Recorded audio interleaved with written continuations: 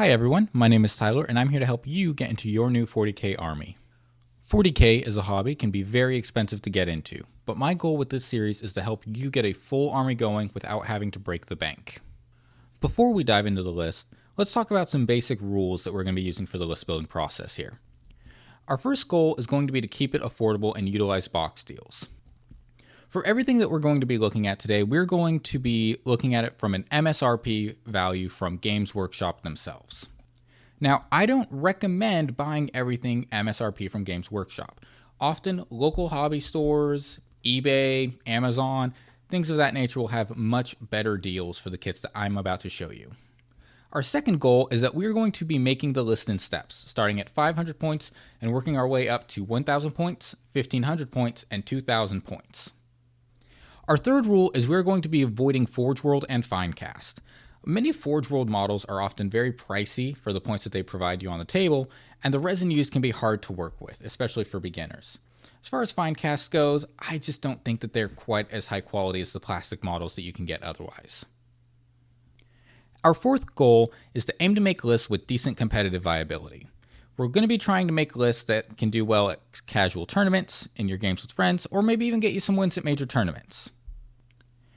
Our fifth and final rule is the most important one. Just because I don't mention a model in my list, it doesn't mean that it isn't good. The most important thing that you can do is collect models that you think are cool. There's an entire side of the hobby that has nothing to do with playing, and if you don't like the models you're painting and building, you're not going to get the most out of this hobby. Today we're going to be talking about the Adeptus Custodes. The easiest way to think of the Custodes is to think of the most enhanced version of a Space Marine you can. They are faster, they are stronger, they are tougher, and they get their gene seed directly from the Emperor of Mankind. Custodes live their lives as the ultimate protectors of both the Emperor's Palace and the Golden Throne. Whereas Space Marine chapters are only allowed to have 1,000 soldiers at any given time, the Custodes are allowed to have 10,000 forces to protect the Golden Throne and the Emperor's will.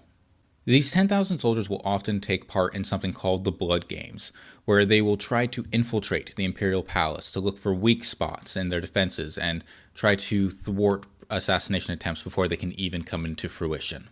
The Custodes will often team up with the Sisters of Silence, an all-female force who are able to stave off demons and psychers simply by existing in the same room as one. This is very useful as Custodes themselves do not have any psychic powers, so they have no way of actually staving off these forces on their own. Now let's take a moment to talk about why you might want to get into a Custodes army. If you like saving money, you are going to love Custodes. They are the single most cost-efficient army in the game to purchase with an average of over 4 points per dollar. That means that on average, no matter what units you picked out of Custodes, you're probably spending less than $500 for an entire army. The army is also incredibly durable, with more wounds on their models than most other armies are going to have, an army-wide 2-up save, army-wide 4-up invuln saves, and a resistance to mortal wounds. They are a powerful melee army with easy access to fights first, letting them out-melee the other melee armies. If your friend is a World Eaters player who wants to run at you in Unga Bunga, you get to smack him down before he gets to start anything. Even with their very powerful melee, they are still a fairly respectable shooting army with lots of 2 damage weapons, mid-range AP, and some pretty powerful tanks. They are also the most elite of all non-knight armies. If you like the idea of having the best soldier on the battlefield, you want the Custodes. So, why would you not want to collect Custodes? Well, as it turns out, in my rules for list building, I lied to you all a little bit. There is one army in the game that does rely on Forge World models, and that is Custodes. They are the only army that will regularly need to pick up something from Forge World in order to compete at the top level. This is very unfortunate, and you can kind of work your way around it sometimes in certain metas, but just be aware that while you're saving lots of money on your regular units, you're going to be spending that money in Forge World instead, which is going to be a lot pricier. On top of that, individual models cost more in-game than some armies' entire units. If you look at a single custodian guard at 50 points, and then you look at an entire unit of Gretchen for 40 points, you can see how custodians are going to struggle a little bit on their secondary game. And if you really need to make that 200-point custodian guard unit sit on your home field objective, you're going to be feeling that loss of 200 points on the battlefield. With the recent change of devastating wounds no longer counting as mortal wounds and instead just bypassing saves and invuln saves, custodians can be very easily countered by armies that have a lot of access to devastating wounds. This is a bit of a problem because devastating wounds are a very, very meta powerful keyword. The other problem for custodians is that they can be picked off somewhat easily by a powerful shooting army. They have a lot of models with a lot of parts that might stick out a bit, or maybe have some longer bases, and if you're going up against something like a Tau or an Imperial Guard player, they might be able to get an angle and pick you off from across the table outside of your range. The Custodes army rule is Martial Kata. This really is the crux of what makes the Custodes such a powerful melee army. You get to pick between one of three stances depending on the situation that you're in and have your army be better in melee based on those scenarios. If you're about to get hit by a bunch of melee attacks from an army that melee hits you on 4s or 5s, maybe you take the defensive stance to subtract 1 from their hit rolls, making your army even harder to kill. Maybe you decide that you want sustained hits so that you can clean through hordes of Tyranids or Orcs or things like that. Or maybe you decide that you need to punch up into a vehicle or something with insanely high toughness and you just want lethal hits so that you can skip that wound phase entirely. There is so much flexibility in this army rule, and to me that is the most powerful thing about Custodes. When I look at a good army rule, I want to be able to have it match whatever scenario I'm in. The detachment rule for Custodes is Aegis of the Emperor. Custodes get a 4-up Feel No Pain against mortals. This was substantially more powerful before the previous balance slate came out and changed devastating wounds to no longer be mortal wounds, but it still has niche cases where it comes up, but honestly, their detachment rule is kind of useless right now against the majority of armies in the game. Now, for the first two lists that I'm going to be showing you today, they're both going to be starting off the same way. The third list is going to have quite a bit of deviation. For the first two lists, we're going to be starting off with one combat patrol of Adeptus Custodes, and that's it. This is going to give us well over 500 points and plenty of options to play with. Within this list, we're going to be taking one Shield Captain on Dawn Eagle Jetbike with a Salvo Launcher and the Veiled Blade. We're also going to be taking one 5-man Custodian Guard unit with 4 Guardian Spears and a Presidium Shield, and then we're also going to be taking 4 Prosecutors. The Prosecutors are our cheap backline holder unit, while the Custodian Guard are able to move up into the middle of the board and try to hold that center objective. The Shield Captain on Dawn Eagle Jetbike is going to be unsupported in terms of being attached to any units, but he's going to be able to fly around and do any kind of real damage that we need to with this army. At 1,000 points, it's going to be pretty simple. Again, we're just going to be picking up one Combat Patrol Custodes box, and that's going to be all that we're going to need for here. Now, when we look at how the 1,000 point list is going to shape out, we're still going to have the Jetbike Captain with the Veiled Blade, but this time he's going to have some Virtus Praetors to go along with Salvo Launchers. We're also going to be making a Shield Captain with Guardian Spear, who's going to be going into one of 2 4-man Custodian Guards with 3 Guardian Spears and a Presidium Shield. We're not going to be running any 5-mans because we want to make sure that we have Prosecutors to hold the backfield, but we also want to have Witch Seekers who can be that forward advancing scout unit that's going to be able to get onto objectives quickly so that our regular Custodian Guard are going to be able to have time to march up the battlefield. At 1,500 points, we are buying nothing. Absolutely nothing. We already have more than enough points to work with.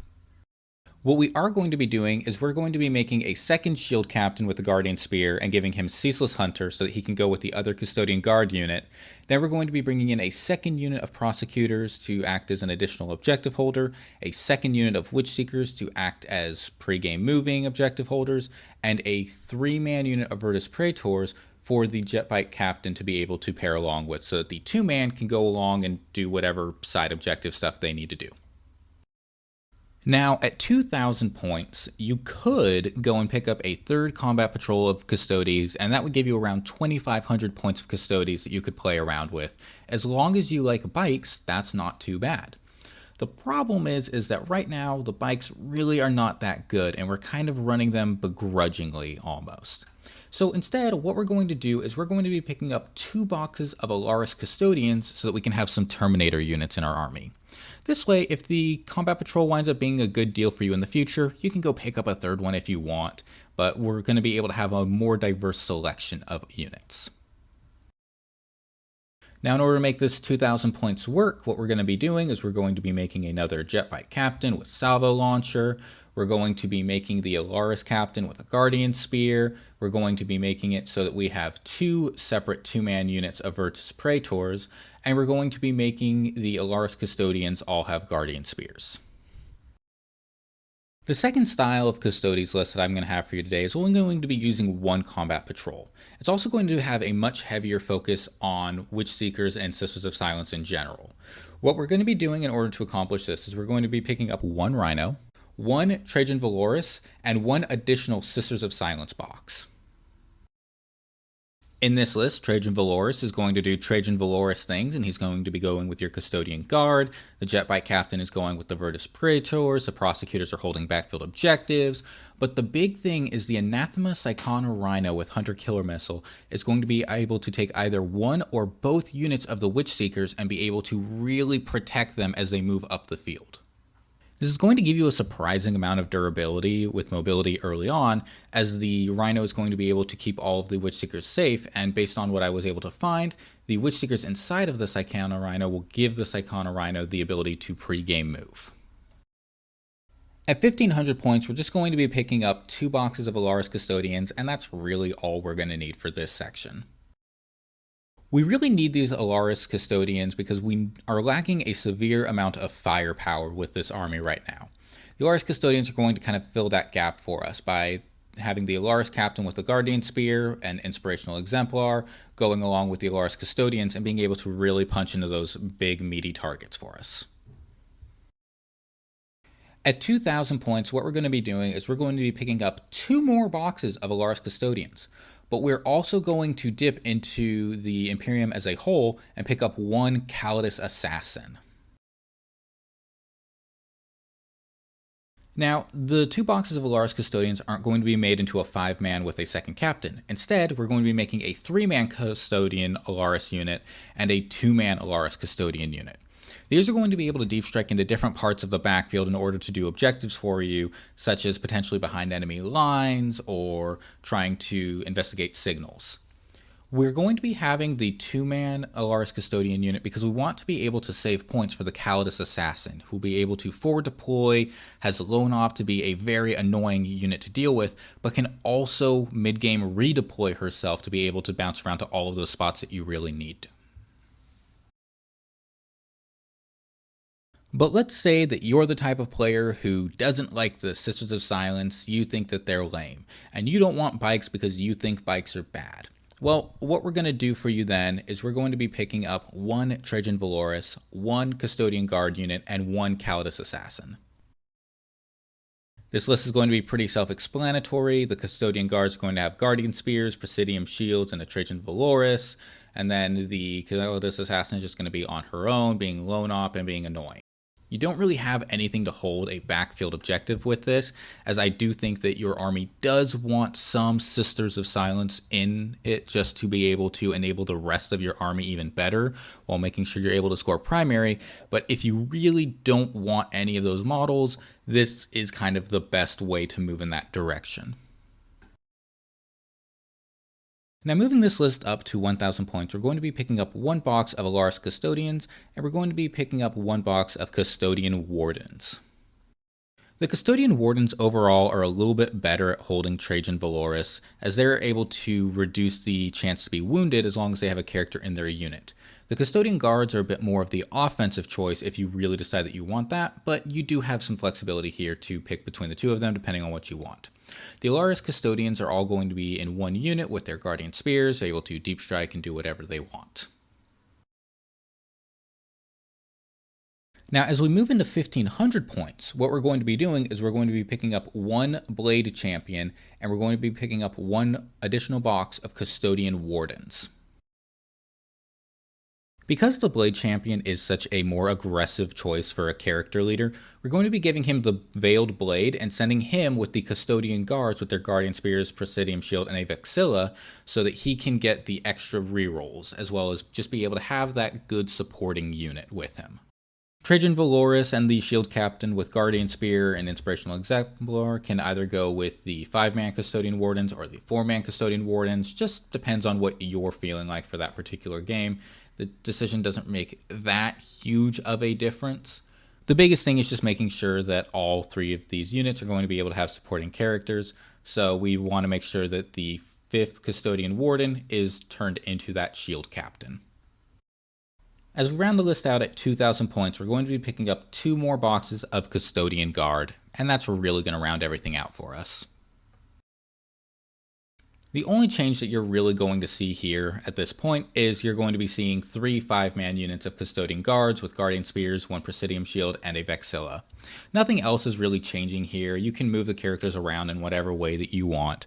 But one thing that I do want to mention about this list is that I think that it will suffer a little bit due to its lack of having Sisters of Silence.